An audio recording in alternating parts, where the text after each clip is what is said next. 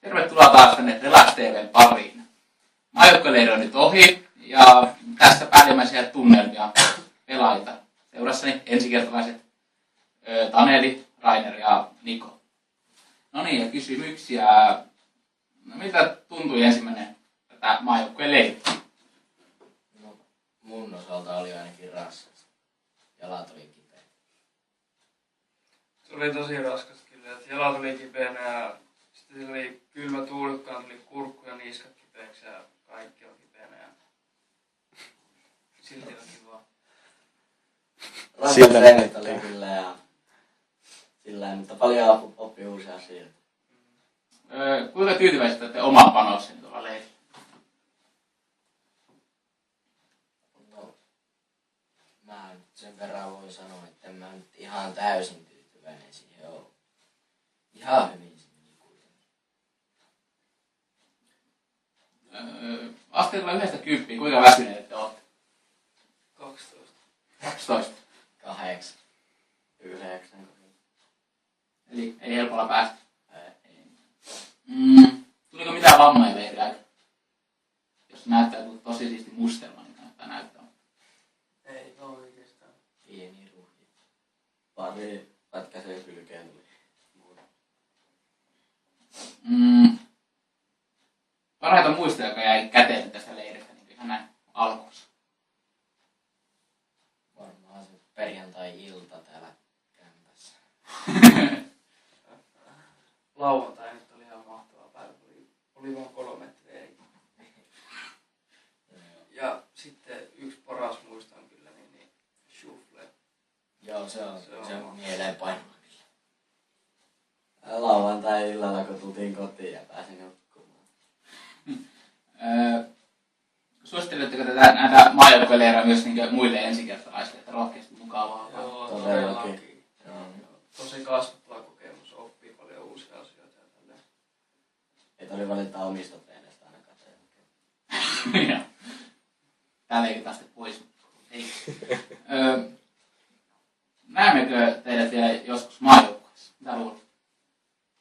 Mahdollisesti jossain reeneissä. En tiedä aikuisten maajoukkoista. En tiedä. Kyllä treeniringissä on niin, mutta saa nähdä miten kehittyy ja tälleen. Pääseekö? Ehkä. Nousiko motivaatio nyt treenata? No sitten kun olette palautunut tästä leiristä tietenkin, mutta ei nyt varmaan hyvä motivaatio lähteä treenaamaan. Joo, kyllä. Joo, kyllä mä uskon. Joo, kiitos tästä. Näkemiin. Sitten jatketaan haastatteluja. Seurassani juuri maajoukkueessa valittu Matias Timonen ja leirillä jo tutuksi tullut konkari Oskar Paananen. Miltä nyt tuntuu? Hyvältä ja huonolta. Fyysisesti huonolta, mutta mielessä hyvältä. Vähän väsynyt. Erosiko teidän mielestä leiri aiemmista leiristä, koska nyt oli tavallaan viimeinen näytön paikka? No, ei oikeastaan. Treenit oli aika paljon sama, mutta meillä oli viime leireillä oli sunnuntaina vielä reenejä. Nyt sunnuntaina ei ollut paljon mitään reenejä, koska valittiin se joukkue ja sen semmoista enemmän palaverihommaa. Mutta ei mun mielestä se on ehkä pelaajista enemmänkin, että se on niinku ollut silleen ehkä paineita enemmän jollain pelaajilla nyt kun on viimeinen leiri tai jotain, mutta muuten se leiri niinku koostui niistä samoista jutuista. Joo. Eipä tuon paljon lisättävää oikein ole. No kylmempi totta kai oli. No niin, Seisoi vähän paikoillaan, niin vähän jäähti. Oliko teillä sitten enemmän paineita onnistua leirille? No kai oli silleen vähän ainakin, että ei ollut ihan silleen varma, että pääseekö vai eikö pääse, niin kyllähän sitä yrittää vähän enemmän ja sitten jos menee yliyrittämiseksi, niin sitten ei ehkä epäonnistuu ja niin edespäin. Vähän painetta, niin kyllä sekin hyvää tekee, suorittaa paljon, tai pystyy suorittamaan enää. Entä Osmo? No, totta kai ehkä vähän sen, kun se edellinen kerta oli vähän semmoinen, että näkee vaan. Ja tällä kertaa se oli niin kuin, että se oikein valittiin se joukkue. Niin siitä totta kai vähän paineita. No, tää on tyhmä kysyä, mutta kuinka tyytyväinen omaan suoritukseen? Matias nyt pääsit maajoukkueeseen. Mutta... No, Se on se aika. Timonenhan pääsi. Mä en, totta kai en mä oo tyytyväinen, jos kerran 2 kertaa käynyt päässyt ja Timonen pääsi pelkästään noilla kasvojen karkoituksilla joukkueeseen. Totta kai se harmittaa. Kismittää.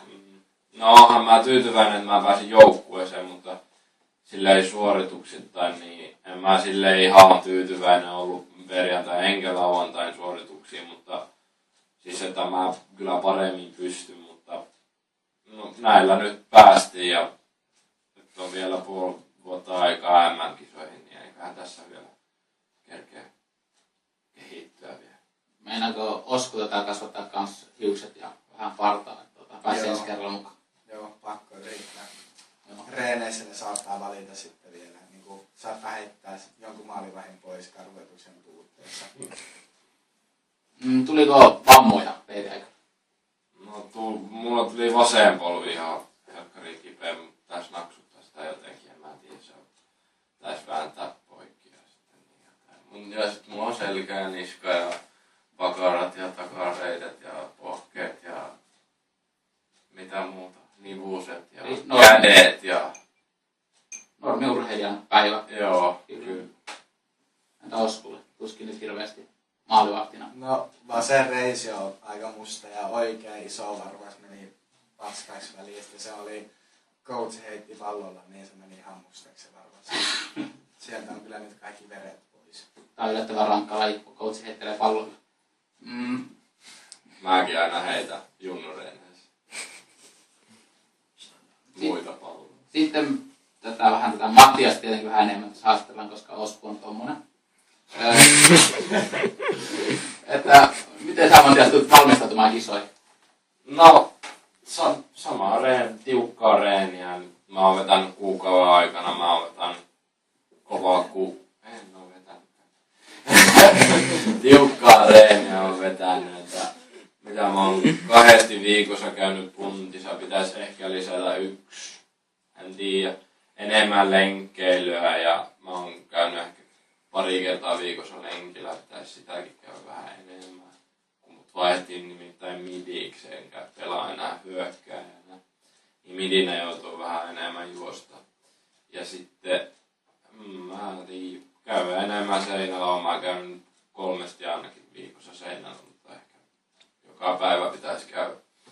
En mä tiedä, tiukkaa linjaa vaan ja ei saisi olla viikkoa, että ei tee mitään.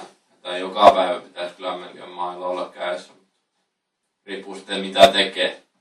Niin, sä et käynyt puntilla, kun sä kävit puntissa. Sä sanot, että sä kävit puntissa. Joo, Whatever. No niin.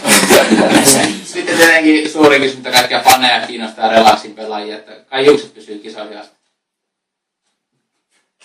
Tai kukaan ei tule kattoon kisoja, tähän olisi yksinkertainen. No kyllä ne pysyy. Kyllä pysyy. Kyllä pysyy.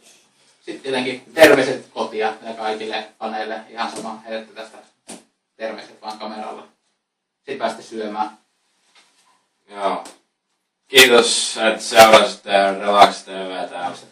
Ja Atte on ihan loistava tämmönen haastattelija. Nyt kebabille. Joo, nyt kebabille, moro. Istanbuliin. Ei täällä ole. Ei.